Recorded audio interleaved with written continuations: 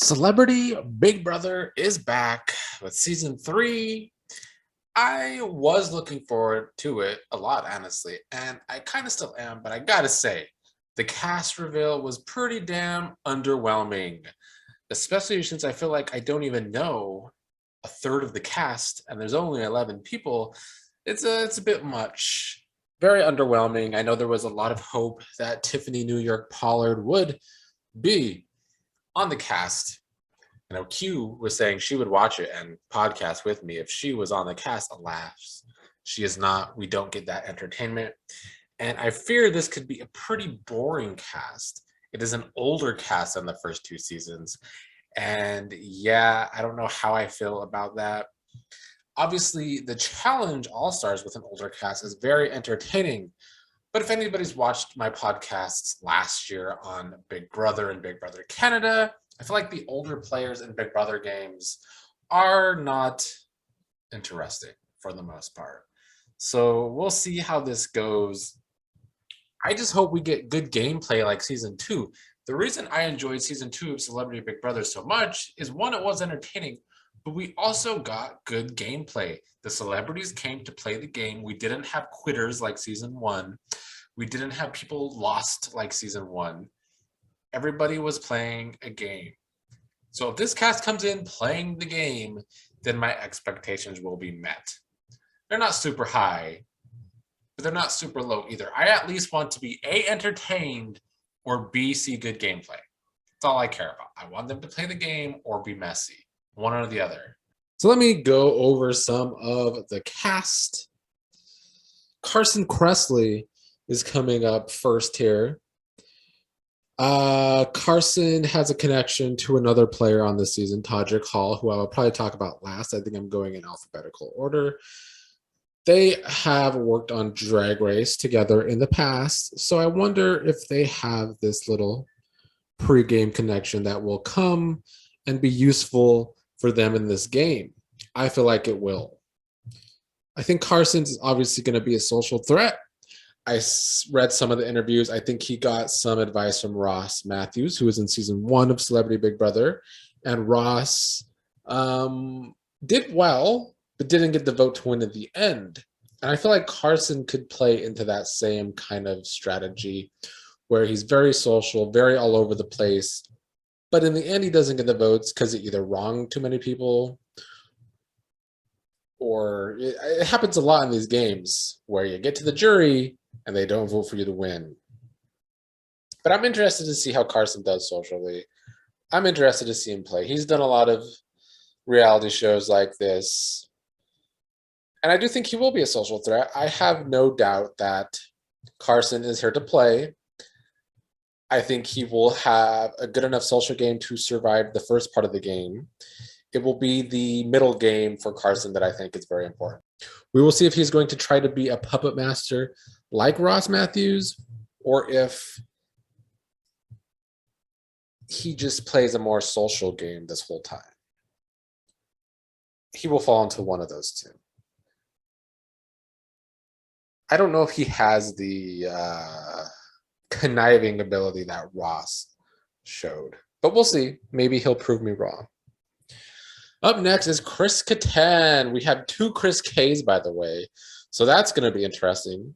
We had 2 Dereks on BB23, Big D and Little D. I don't know how they're going to call these 2 by their names. Plus, they're celebrities. They might have egos. They might want their names to be said like it is.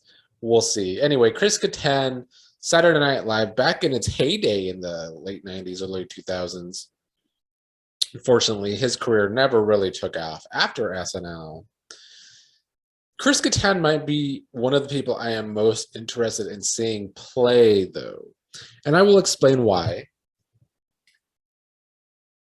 I've heard a lot of stories about Chris Kattan back in his Saturday Night Live days.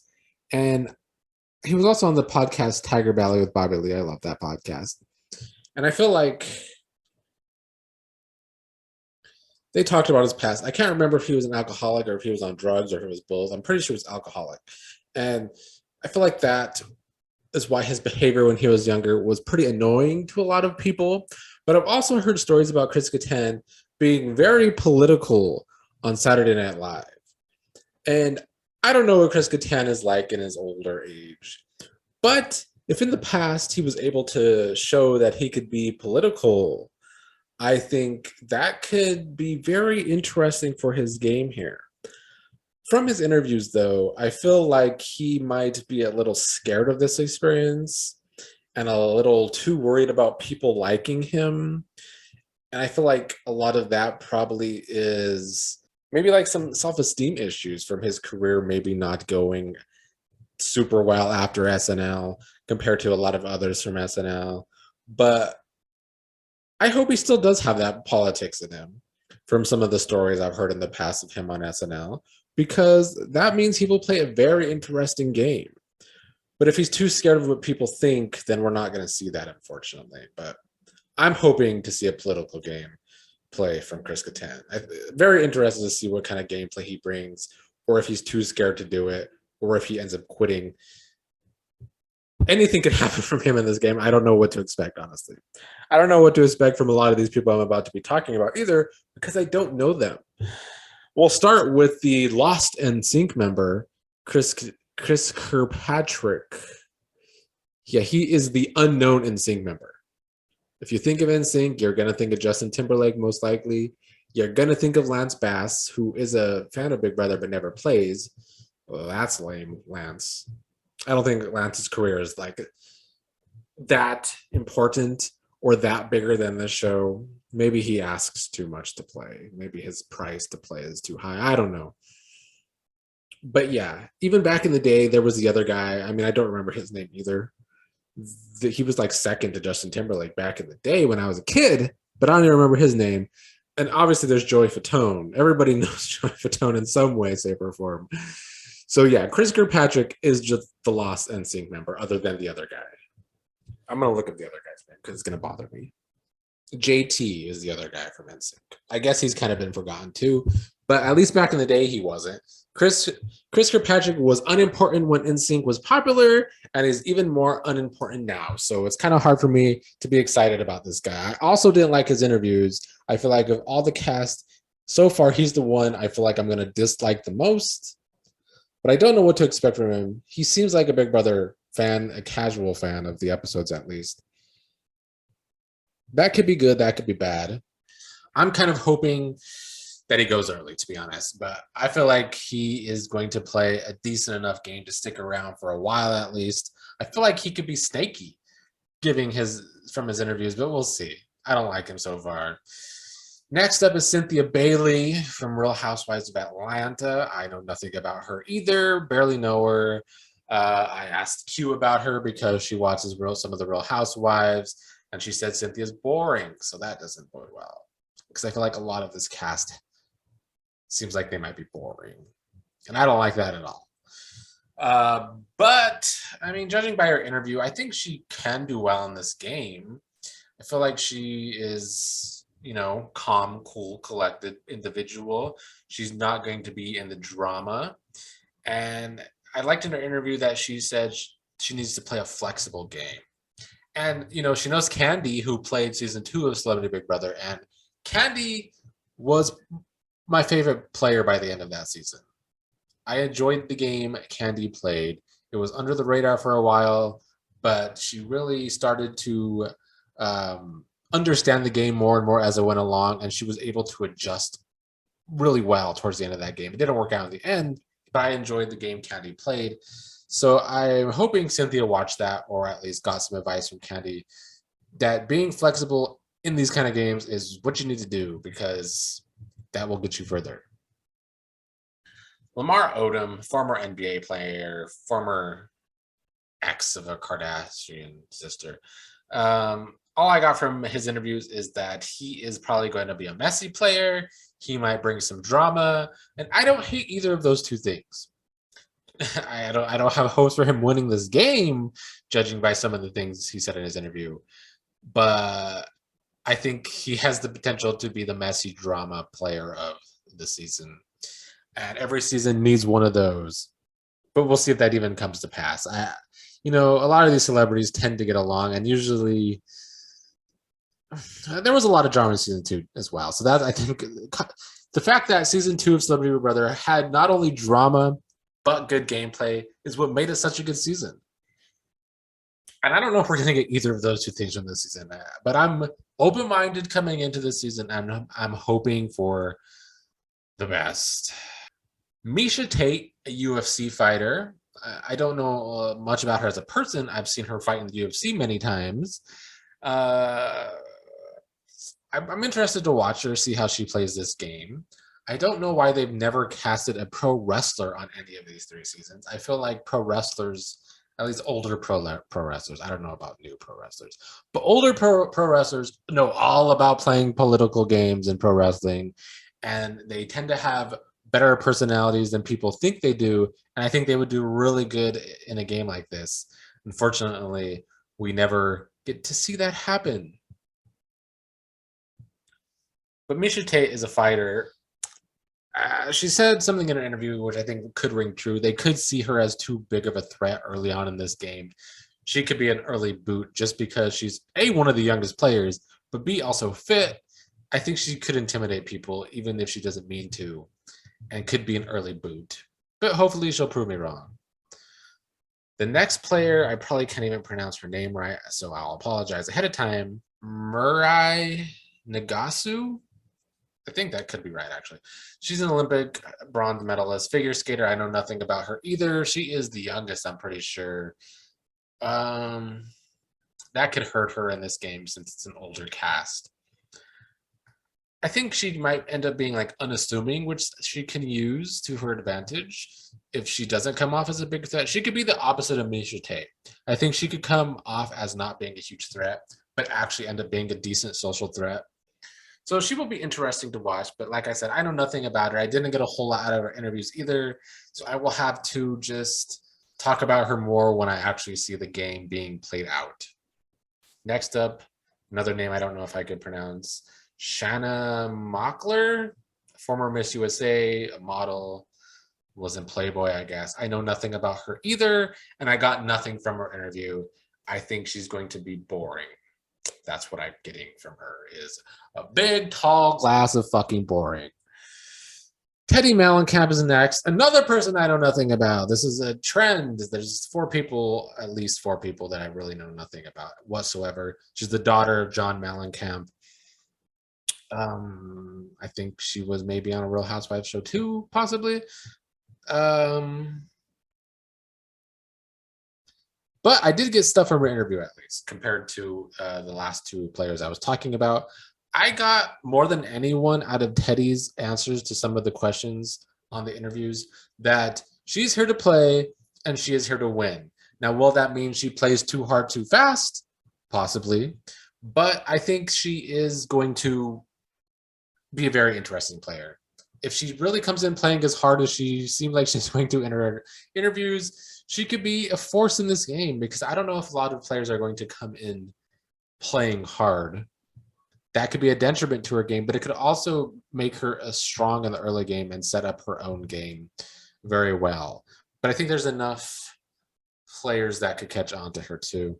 I don't know. I'm interested to see her play. I know nothing about her, but her interview at least made me feel like she's here to play, and I want that from these players.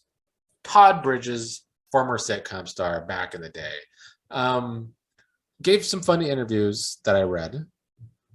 I'm kind of rooting for him. I don't have high expectations for him game-wise, but I also feel like he's kind of there to play. He's going to be social, but maybe backstab people at times. I think he'll be another interesting one to watch. I have no idea what to really expect from his game, though. If his interviews are as funny as he is in real life, then... wait, I said that backwards. If he's as funny in real life as his interviews came off as in written form, then I think he will do well in this game, at least socially. I don't know how much he will fit in with some of the players on this cast, but I'm hoping it's enough to see him stick around for a while. Maybe he and Chris Kattan would be an unlikely duo in this game, but we'll see. Last and certainly not least is Todrick Hall, who a lot to talk about with Todrick. Todrick had most of the cookout at his house after the season ended. They spent a lot of time there, especially Tiffany, Hannah, and Kylan after the season, and it was all strange. I know Twitter was making fun of it or talking about it because Twitter always being wrong about things per usual, like we saw in BB23, and I'm sure we'll see again. And I will probably have differing opinions, and some people will hate me, but most people will hopefully at least see that I'm right a lot of times. Anyway, I digress. I'll talk a little bit more about that at the end of this video. But Todrick is an interesting one. I feel like Twitter's already turned on him, which is interesting. I don't know if I expected that. But Twitter is fickle because Twitter recently turned on Tiffany after all the flack I got and others that actually went against Tiffany got for saying she is very problematic at times. Well, when it finally came out on Twitter that she was being, I guess, championing some problematic past house guests that Twitter doesn't like, they kind of turned on Tiffany a little. So I don't know if you really want to be Twitter's champion because they will love you during the season, even if they're wrong the whole time, but turn on you because they're fickle. Anyway, I feel like Twitter's already turned on Todrick. And when I saw him on the cast, I really wasn't rooting for him either, but I'm going to give him a chance. His answers to all the questions were far longer than everybody else's, which makes me think he, A, talks too much, and B, is going to do too much in this game. I see Todrick doing one of two things. He's either going to be a very early boot, either boot 1 or 2 because he's doing too much and he's talking too much, or he's going to be able to withstand that first storm, set himself up really well, and go really far in this game. There's no in-between for Todrick Hall's game. I didn't like how he spent all the time with the cookout after the season, and then he says he's taking advice from Tommy Bracco coming into this game, who did a whole lot of jack shit in his season on BB21. So I don't know why he's taking advice from him. He should be like Carson, maybe take advice from Ross Matthews more than fucking Tommy Bracco. But I feel like the past house guests, real house guests, are rooting for Todrick, but the Twitterverse has turned on him. So it will be interesting to see. I'm more interested to see what Twitter and the podcasters say about Todrick this season than I am actually watching Todrick. Because as we saw with BB23, most of the podcasters, most of the white podcasters stick together on their views because they want to be popular with social media. They will take the talking points of social media and try to prove that as fact, but then spend the entire time of the season being wrong with their theories, with their evaluations, with everything. They spent BB23 and BB Can being wrong the entire time because they were trying to champion Twitter points instead of just actually breaking down what was happening. They tried to discredit Xavier's game the entire time.